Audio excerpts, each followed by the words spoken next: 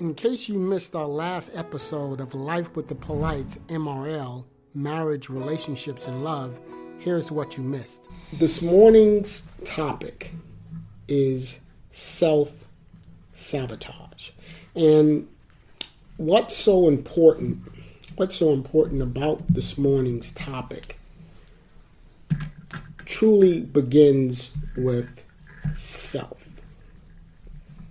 And I put that in quotation marks to identify self, because our self is our sense of who we are deep down. Our self is the sense of who we are deep down. But more importantly, here's two words that connects self and describes sabotage. That's disruption and damage. Think about those two. Disruption and damage. Therefore, our discussion this morning surrounds a couple of things. But more importantly, why do so many men and women betray themselves, step out on themselves, and ruin their relationships from their very own self-disruption and self-damage dispositions? Let's just think about that for a moment in the relationship realm that we have today. Why do so many men and women betray? And that's a very hard word, betray themselves and ruin their relationships by their very own disruptions and self-damage dispositions. Whereas, family, I want you to think about this, whereas together, both of them, disruption and self-damage, produces three things. Both of those produces three things. They produce and they bring forth in a relationship emotional pain, anger, and disappointment. If we just sit back for a moment and allow ourselves to really think about the topic and where we find many relationships today, I really want this to really get home, because I want to go a little deeper in this. And going deeper means that we need to understand why, again, both men and women destroy relationships with whom they say they're committed to because of this. Why do they break their own trust? Listen to me. Why do men and women break their own trust and abandon or rob themselves of continued growth and to really be happy as soon as they get close to it? Now, I want you to think about this for a moment, because I use the term break our own trust. And when I talk about we break our own trust, I'm talking about that there is a root cause to why we allow ourselves to go back on our promises. That's what I'm talking about. When I talk about we break our own trust, I'm talking about the root cause of why we abandon and live in truth and inabilities in our relationships.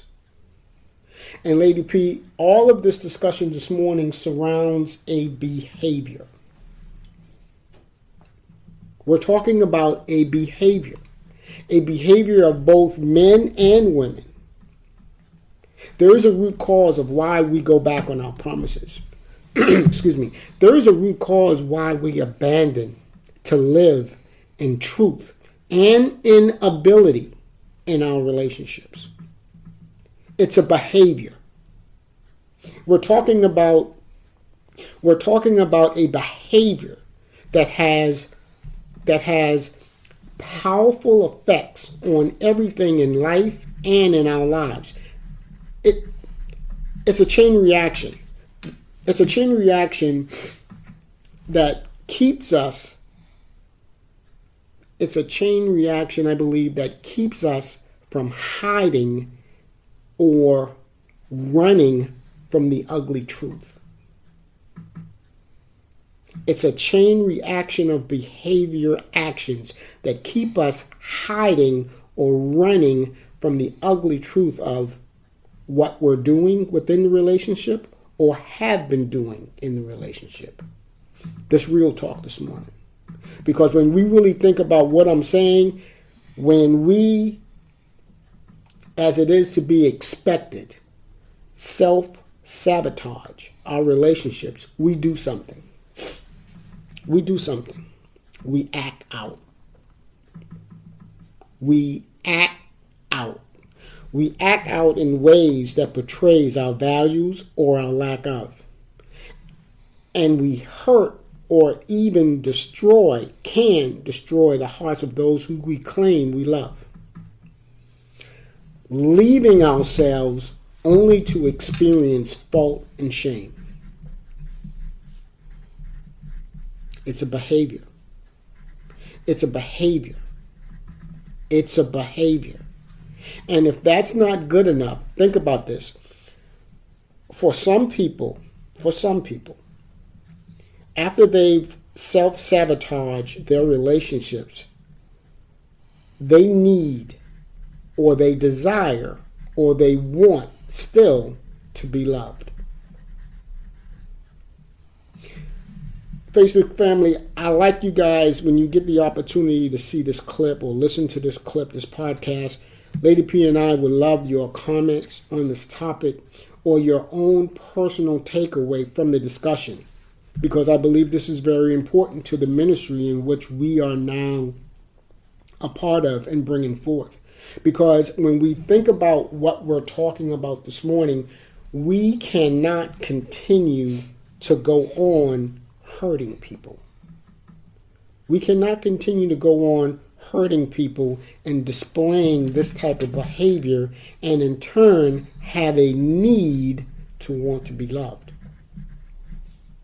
Because when you really think about it, when you really come clean and you really think about it, I believe to overcome these cycles of behavior, both men and women must choose to confront and understand. That's where the rubber meets the road.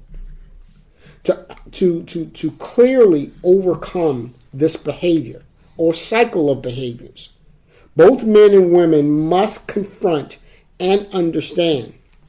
And the realistic part of what I'm saying is that underneath it all, it's really not about them. It's a tactic that they've learned from foundational wounds. It's really not them. I mentioned earlier that self is our sense of who we are deep down.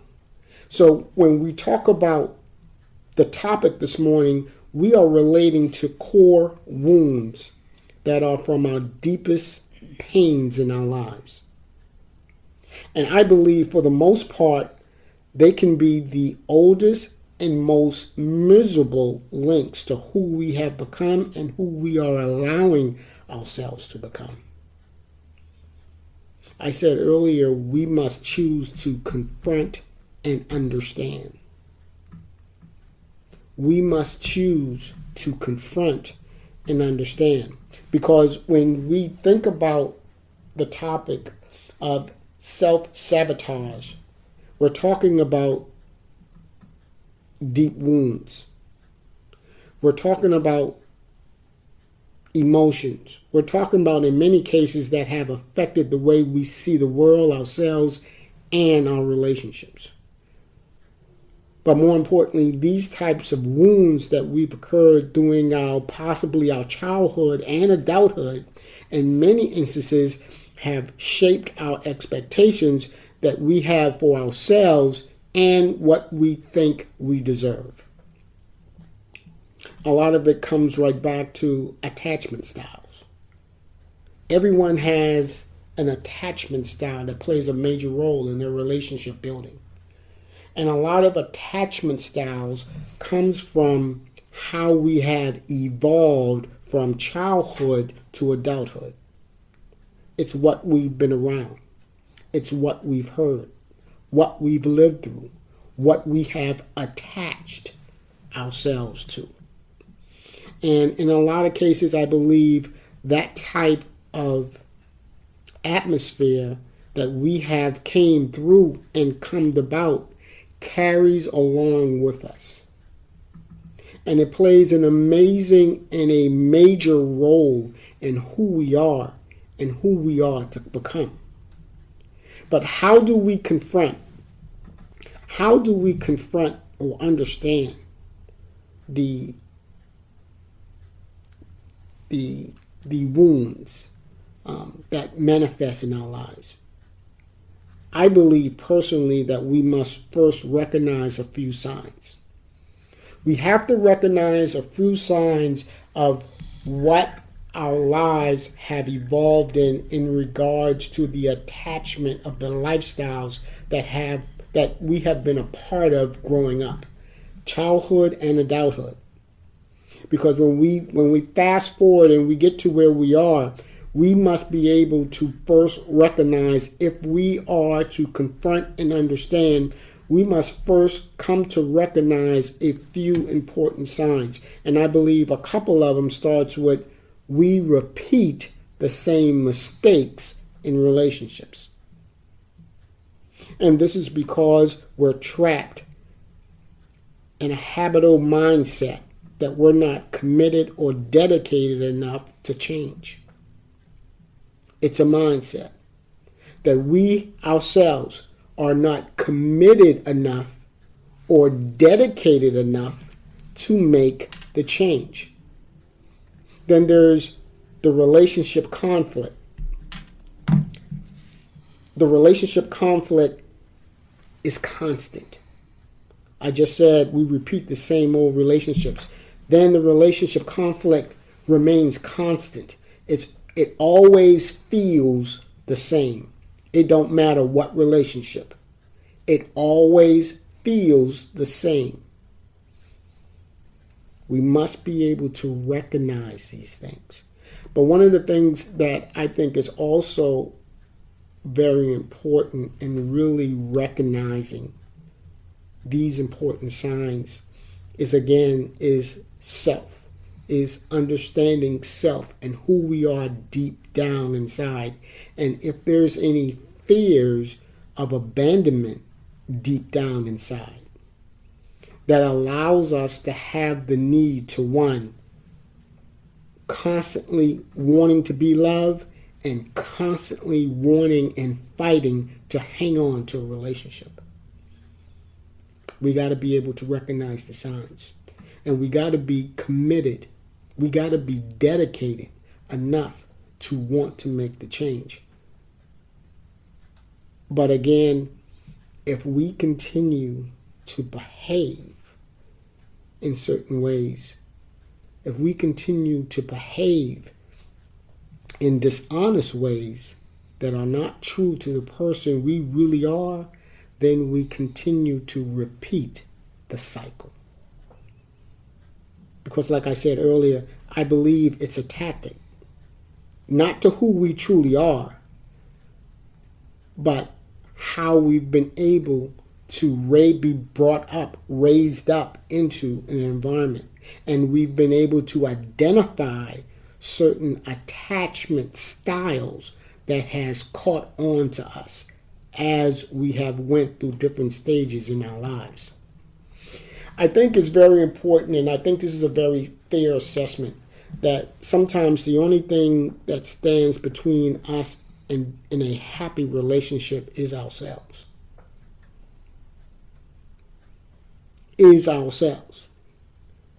And that's really being able to recognize, as we mature in relationships, areas in our relationships that we must focus on, that we must continue to improve on. Because if we continue to be a part of relationships that continue to repeat itself, regardless of the different partners, if it still feels the same, if the results in the atmosphere still remains the same, we have to do, in my personal opinion, a self-examination of ourselves, of why.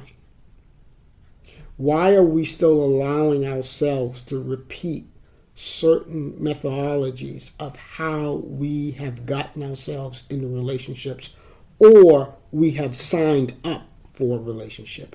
And I'll get to that a little later. But I said we have to understand what separates us from having healthy and happy relationships. It's ourselves. It's ourselves. It's not investing enough into ourselves. It's us not willing to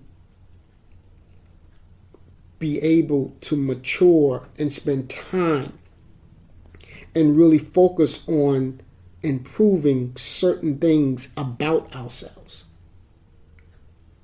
We said a couple of Sundays ago that for a lot of us, our singlehood season is a time of reflection, of spending time with God as God develops us and God shows us things about ourselves that must change, things that He purges away from us. I believe this is very strong in this particular topic, because in order for us to end self-sabotage, we need to be able to acknowledge our role. We must be able to acknowledge our role in these particular types of relationship. We have to be able to acknowledge them. We have to be able to take a good look and hard look at ourselves and our behavior patterns. It starts first with us, or as I said earlier at the beginning of the podcast, self. It starts with self. And unless we are willing to be honest with ourselves and face all the ways we have abused or hurt people, we'll continue the behavior. We'll continue it. But the golden nugget to this is that if change is what we want, if change is what we want, if change is what we desire, and we're committed, it first comes with being honest with yourself and talking it through with your partner. Open and honest communication brings upon healing, restoration, and reconciliation. We have to be honest with ourselves. It starts with us. If change is what you want, you have to be man enough, you have to be woman enough to want change. You have to be man enough, you have to be woman enough to recognize it starts with you. You have to take the blinders off. You have to take the blame off of other people, other situations.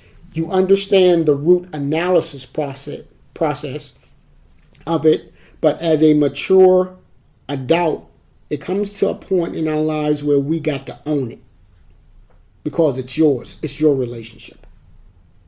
And if we seek change, if change is what we want and we are committed and we are dedicated to this type of change from this type of behavior, it starts with us and it's communicated to our partner. Healing, restoration, reconciliation. But allow me to say this. That real relationships involves a lot of forgiveness. I emphasize the word real, not part-time. Real relationships involve a lot of forgiveness. And let me just give you my opinion. This is Mr. P's opinion of what makes forgiveness complete. What makes forgiveness complete is personal growth. Personal growth. Seeing personal growth. Not perfection, but growth. What makes forgiveness complete is when we can continue to live in truth. We can continue to live in truth and ability within our relationships. What makes forgiveness complete? It's having patience. It's having time. And I think those three things, in my opinion, are the cornerstones of when we come to the point to where we want change from this type of behavior. Because the Lord promises that forgiveness is possible. The Lord promises that forgiveness is possible. Even when hurt seems so great to repair, God tells us in Ezekiel chapter 11, the Bible says, I will remove the heart of the stone from their flesh and give them a heart of flesh. So what we're saying, when we experience a heart of stone, we are too angry. We're too selfish. We're too frozen by the pain others have caused us. In our relationships, many of us need to learn to protect ourselves.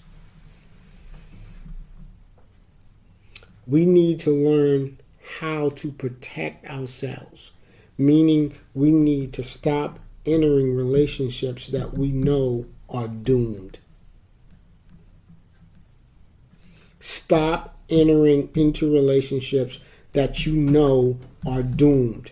It's a form of let me put it this way. It's a form of romantic self-sabotage. We have to jump this hurdle, because choosing partners that you know that are wrong for you don't help your cause. And we know, deep down we know, we should never be in a position that we pursue every relationship that comes our way.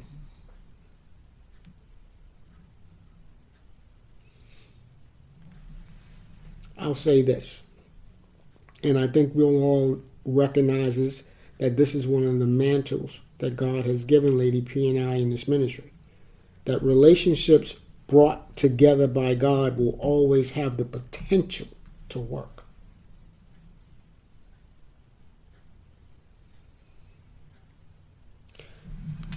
It's a very hard behavior for many men and many women to acknowledge and realize about themselves. Because, Lady P, I think there's so many that are just caught up in their needs, or as you've said many times, we got to have our needs to be met. And when that mindset is the driving force for having a relationship, I think we're asking ourselves for trouble.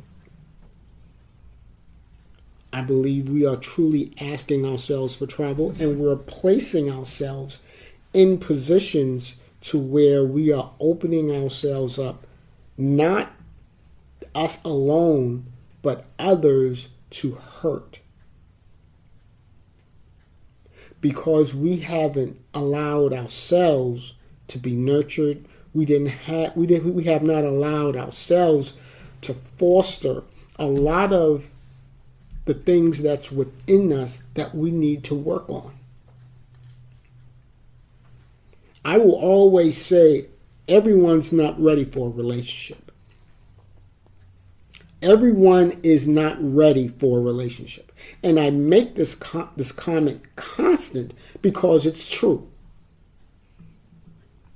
It takes time to develop for a relationship. It takes time for God to bring about the characteristics and the standards needed for stability in a relationship. You can't form yourself into having relationship by the world's standards or the desire or the wants of having your needs met. You're opening the door for an enormous hurt. And you're open the door for things that you will have to fight and battle. It takes time. It takes an enormous amount of patience. It takes us to really want to change, to correct a lot of the things that we have been introduced growing from childhood to adulthood, and the things that we've seen that we have grabbed hold to, that we have brought along into our relationships. We have to be able to recognize these things, and we have to be able to confront and understand and ask the big question, why? And we have to be strong enough to take it to God and allow God to help us to become the person that He wants us to become. Lady P.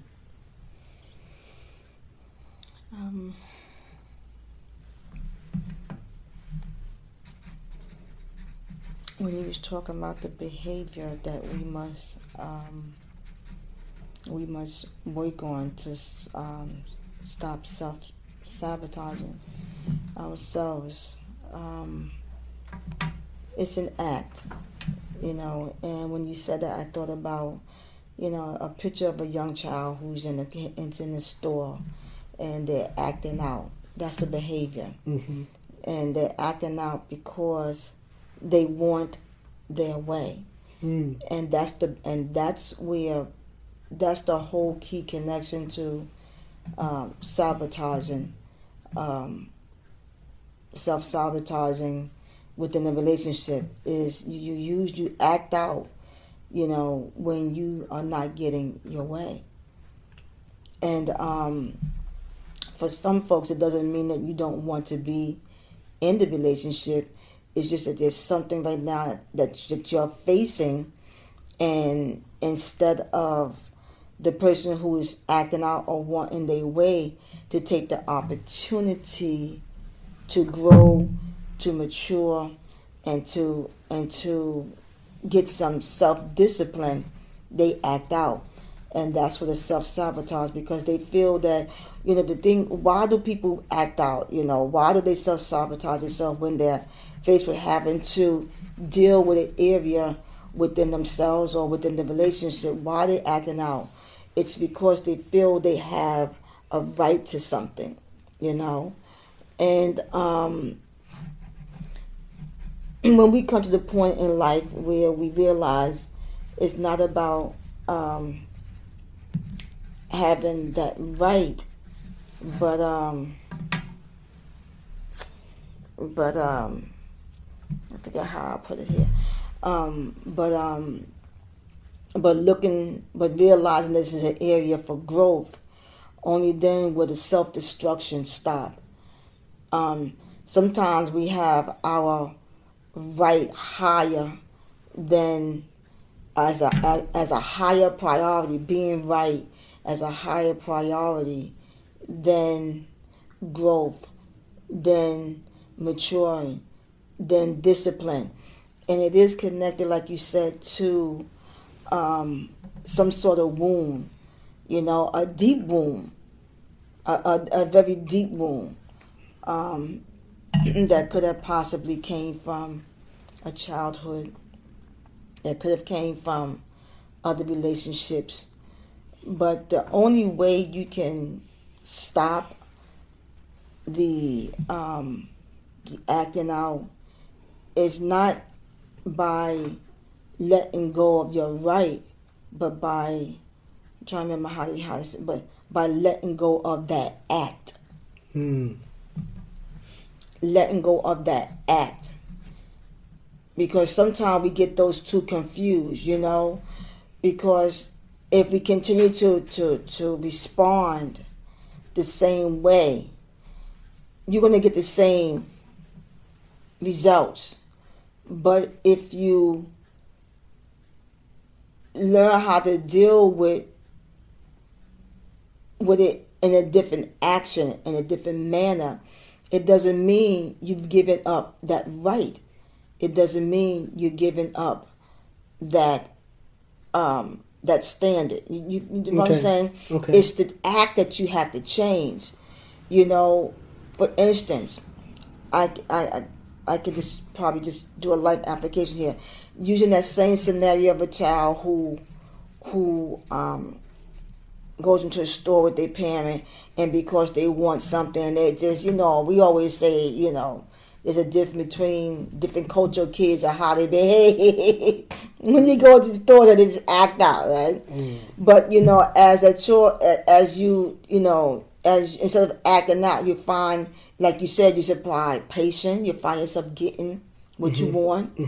If you instead of the child going in and immediately, acting out, it could be on the first time they decided not going to act, that they may realize that, hey, the parent turned around and said, hey, let me give,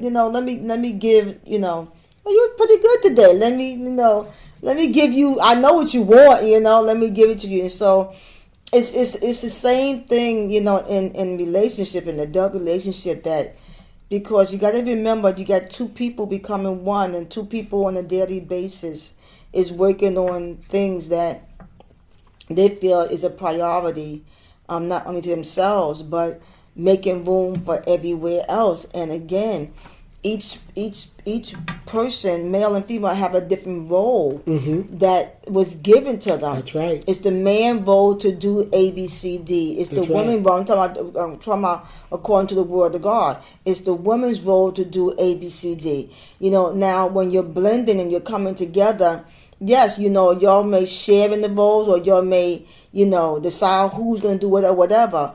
But when it comes to those moments where people are not getting what they want, or individuals not getting what they want, acting out doesn't solve the problem. Tick for tat doesn't solve the problem. It is patience. It is communicating. And just because you communicate, you have to also know that after the communication, it may not come, that you may not get what you're waiting for until, again, a little time. It's like today I may want to go and get me something today. But if I don't have no money in the bank to go get it, I'll have to wait until I get paid to go get what I want, So there's always patience and time behind what everybody wants. But sometimes the sabotage come because when people get into a relationship, in the very beginning, it's that same need or want that they didn't get or got wounded from in the past, that if that's like the first issue that they're dealing with in the relationship, they ain't gonna apply no time and no patience to it, because it's the first issue. You understand what I'm saying? And saying that if it's the first issue, then that should be a light bulb. That should be a light bulb. So, for instance, if one of your deep wounds is someone has always been you with a man that's cheating on you, and then you move from that one, and now you're in a different relationship some time later, and that's the first thing again that you're dealing with in that relationship, then that's you shouldn't even be wasting any time on that, because you should have already learned from, you know what I'm saying? And then someone said something to me, and I'm trying to remember how it was said, but it kind of made sense. They said that you attract what's the enemy. I'm gonna say it a different way, but the natural way you hear it, you attract what's in you, whatever. And so the only way to prove that that's no longer in you is that you have to walk away. Because if you're always attracting, if the enemy is always is sending people that's doing that, then that means you haven't lifted the standard. Mm-hmm. The enemy knows that you're still, Mm-hmm. you're still gullible. You're Mm-hmm. still, you're still whatever it may be, And so we just have to pay attention to, like you said, because I think you said you shouldn't do something very quick, or something to that effect you said. Mm-hmm. And I think that's another key issue, because when you find yourself jumping from one relationship so quickly into the other relationship, another relationship, you haven't given yourself time to even look at yourself and to look at where did you fall short. And that's probably why the people, in the natural we say you're attracting, Mm-hmm. what's in you, because if you haven't taken the time to do a self-evaluation, haven't taken time to really look at the areas that, that you should have grown from or learned from, you don't take that time and you just jump right into another one. Yeah, you're repeating the same things, because you haven't really understood really whom you are. Mm-hmm. And so the acts will come out. But truly the acts are because you feel that you have a right to something. And again, everyone has a right to something, but it's how you deal with it when you see you're not receiving what you have a right to. Everyone, if you're in a relationship, should have should receive respect. Just to throw out a couple of rights. Mm-hmm. I mean, that's Mm-hmm. everyone who's in a relationship should provide trust to one another, honesty. These are things that come when you are in relationship. Confidence. Mm-hmm. Confidentiality. Mm-hmm. And so when those things that builds relationship doesn't happen, you can't act out on it, because it's triggering something from a deep wound. You have to know how to still deal with it and move on. Mm-hmm. And I don't mean move on by leaving, but just deal with it, because you're gonna have some things that's gonna happen in the relationship that you can't keep throwing up your hands and walking away. You'll never be in a relationship. But as long as they're not things that are destructive to you, someone physically hurting you, someone who is constantly is a mental abuse or an Mm-hmm. emotional abuse that's just deliberate. Those, that's different, but you want to see that as time moves on within a relationship, that you have grown, and that only grown to where you've matured, where you have disciplined yourself, you strengthen your mind. I posted something on Facebook, and I forgot how I said it, but it was kind of in that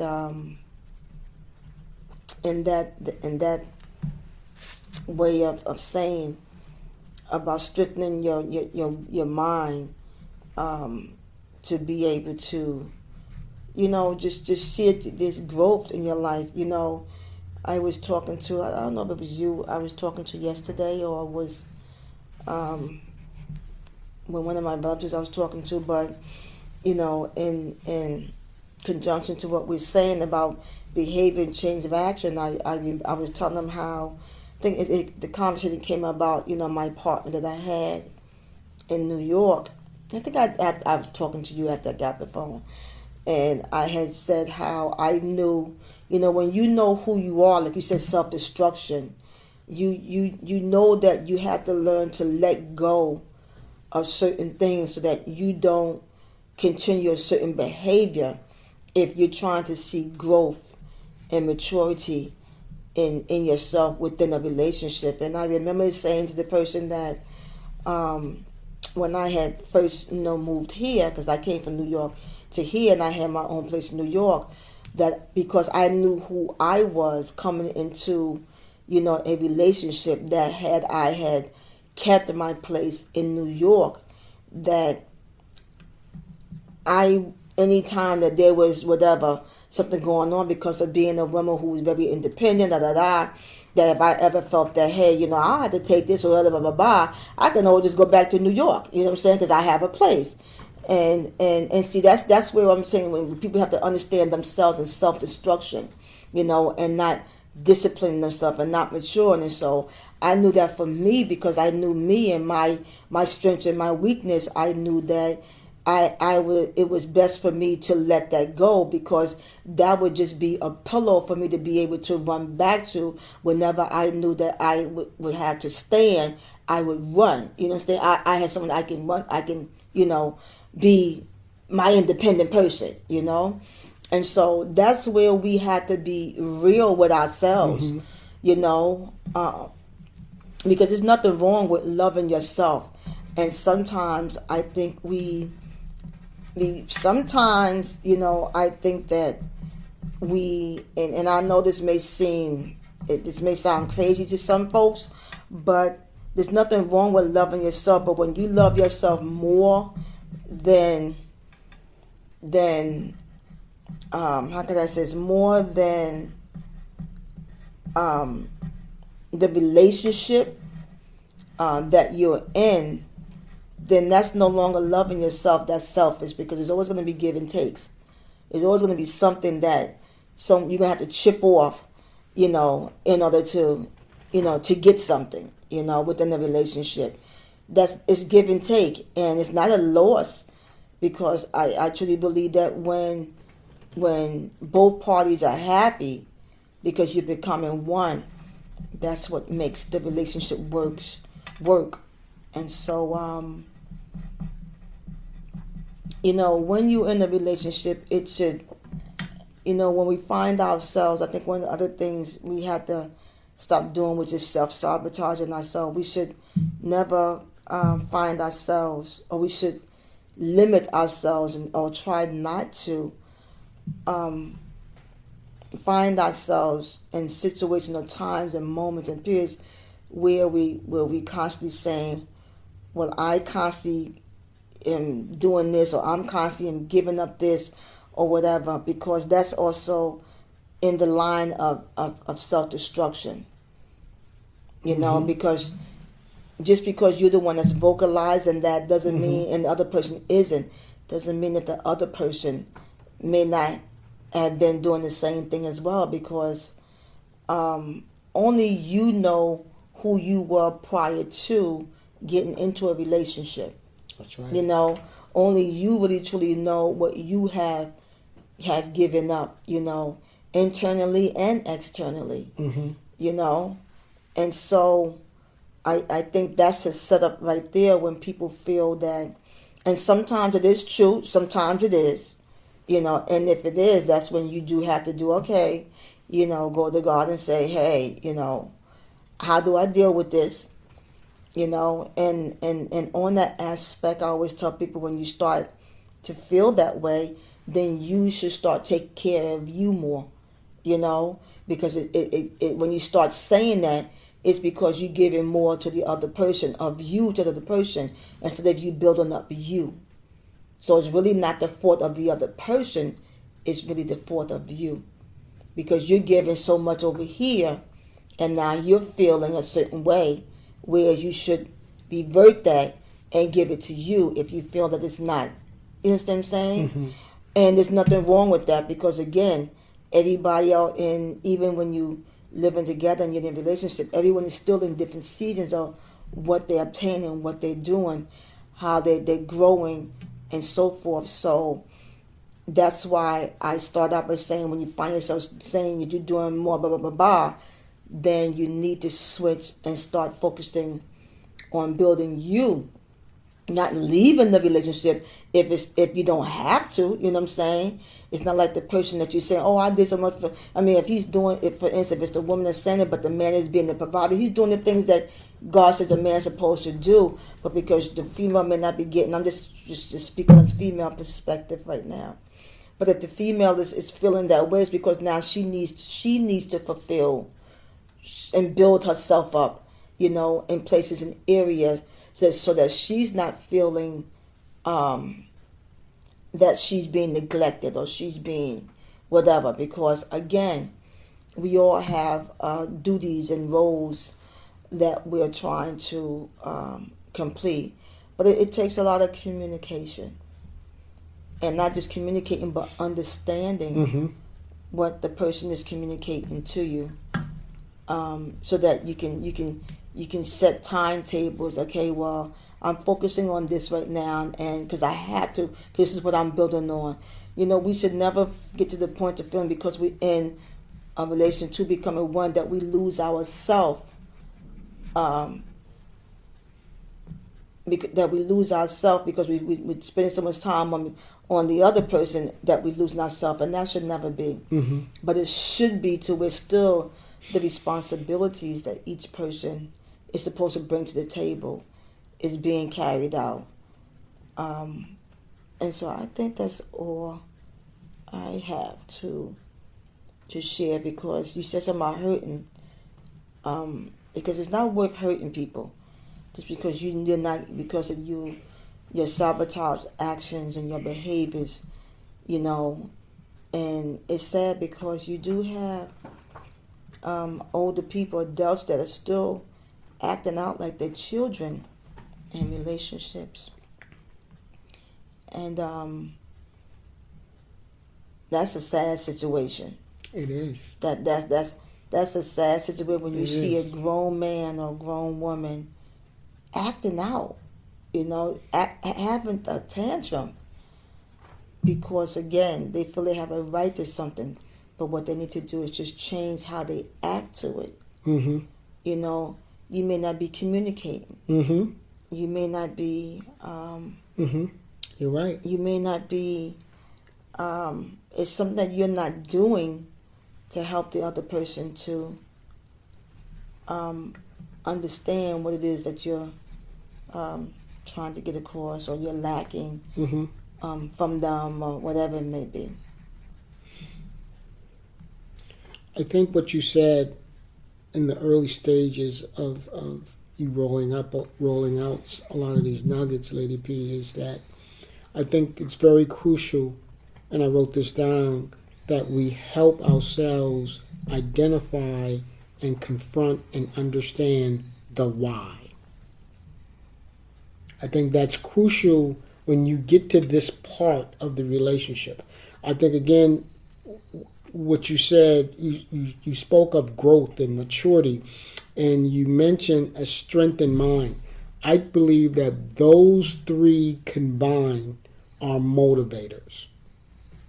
When you have the personal growth that has led you towards maturity of one's self, not in a relationship, because we're not talking about that yet, but when you've had the personal growth and the maturity in one's self that produces a strengthened mind, those are motivators in regards of helping ourselves. I believe those are motivators, because I think one of the things and one of the takeaways that I want our Facebook family to understand and take away from this podcast is that there's no need to act out on anyone if you desire this person to love you. If you still have this desire, this want, this need, there's no need for you to act out. I said earlier, if change is what you want, if change is what you want and you are committed. I think you said something else that was very, very interesting. You used the term self-discipline. And a lot of people aren't built or run away from self-discipline. It comes back to the word self again.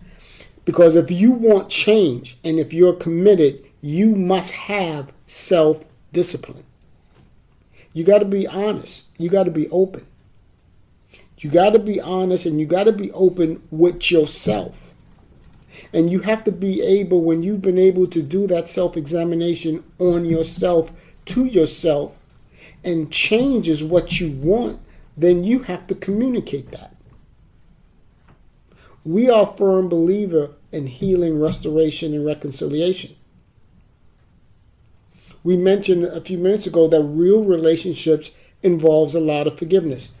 It's not a one and done, but it starts with self-discipline that you spoke of, because that's crucial. That's crucial in you recognizing that, hey, this is not who I really am or want to become. That's the openness and the honestness that you're having with yourself. And there it produces a drive for you to become a better version of you. Can I interrupt for a minute, because it's something that's popped in my mind? And it's not just a lot of forgiveness, it's also acceptance. Amen. Acceptance. Amen. Because... Amen. You're right. Just Amen. because a person, and how can I say this? There's going to be things that you may not, as you spend a lot of time with somebody and you get mad. I mean, every day you're going to learn something about the person that you're with, pretty much, But when you do, you may find that there may be some things that you may not like. And the reason why you may not like them is not because there's something wrong with that person, but because it's something that they're doing that you wouldn't do it that way. You know what I'm saying? And so that's when you have to apply the acceptance. Well, this is who this person is. So I just felt. So I think a lot of the time it's not forgiveness, because forgiveness is when they have done something wrong to you. Acceptance is who they are. You know what I'm saying? That does not necessarily match with who you are. And those are the areas, my God, I feel the Spirit. Those are the areas that relationship seems to fall apart, because we say we love somebody, but then we don't accept certain things about them. And again, you're not accepting it because that's not who you are.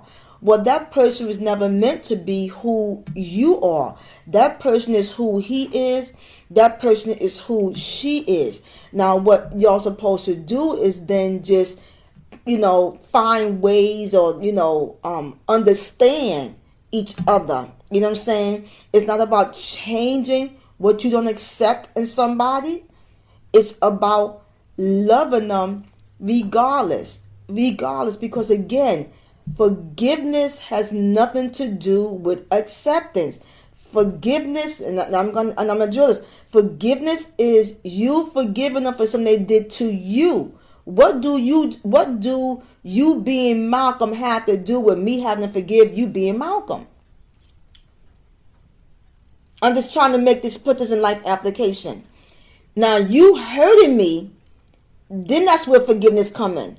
But you doing things sometimes the way that you do things, okay, I should not take that to the extreme that it hurts me so bad, only because, and only the reason why it does it is because, again, it's not what I would do.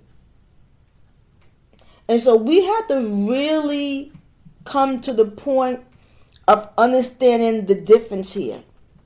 We really do. We really do. Christ on the cross said, Father, forgive them, for they know not what they do. What were they doing? This man was being nailed. And why? He was being nailed to the cross, and he was still saying, forgive them because of what they did something to him. This is why he was on the cross. Mm-hmm. It wasn't because and a lot of times, and why people do what they do, because they have not accepted you for who you are. But the forgiveness is not because they haven't, it's because of what they have done, the action, what they have done. And so if we just, I truly believe that if we just come to the part of understand that, hey, okay, you are you, I am me, but it has nothing to do with us not loving each other. We still love each other. We still responsible. What we supposed to do? Sure, we may, people may see things differently. Of course, different cultures have a lot to do with that. How people were raised. You have some people who were together where you had two parents in the household. You had the other party only had one person in the household, so things are done differently. So again, it's accepting that or understanding. As long as there's no harm, it shouldn't be. You find that it's not. It has nothing to do with forgiving. It's accepting. I mean, you can't walk around, trying to change people for who they were created to be. You can't do that. It's you dealing with it. It's you, understanding it. It's you, for instance, somebody may be more of a morning person. You're a night person, so you're gonna get on. So because you're a morning person and this person's a night person, I'm just giving a good example because I know sometimes this will irritate people. You get up early in the morning, but while you up early in the morning, other people laying down sleep because they're a night person. They get up and do what they do in the evening. So you're irritated, and why? What? Huh? You are you. I'm just trying to give examples, and they are they. What do they have to do with you still being loving and kind to each other and still being responsible? You get up and you choose your jobs in the day, so you have a day job. They choose the nighttime. I'm just trying to give an understanding of what I mean by the difference between forgiving and accepting. People are who they are. You didn't fall in love with that. When you fell in love with the person, that wasn't what made you fall in love. You fell in love with the person because of their qualities, their characters. But as you spend more time on them, you're finding that y'all have these differences, and then it becomes a nonsense on simple things, on simple things. And that's why we have to also learn when the scripture says a little leaven the lump, that can come in different, that can be applied in different ways, because even with the scenario that I just shared, that little issue right there, you letting it build up and build up and build up and build up, and then you're divorcing because of something simple like that.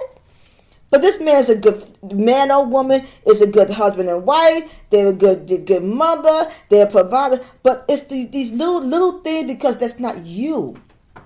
We have to learn to accept people for who they are. You don't get into it to mold people to what's going to make you happy. I don't know where this is coming from, but it just can't. We can't. People. We don't get into a relationship to mold people. You in a relationship because you're sharing, you're loving, you're building, you're growing, you're maturing, not to mold and to shape. No, because if you really think that's what you're doing with the other person, then you're the one that's really making the error here. You're the one with the wrong thinking, because the moment you can't mold or shape. Because a lot of us do think that we mold and shape our other. No, you don't. Because what's in a person is in a person. Amen. So when you get it, amen.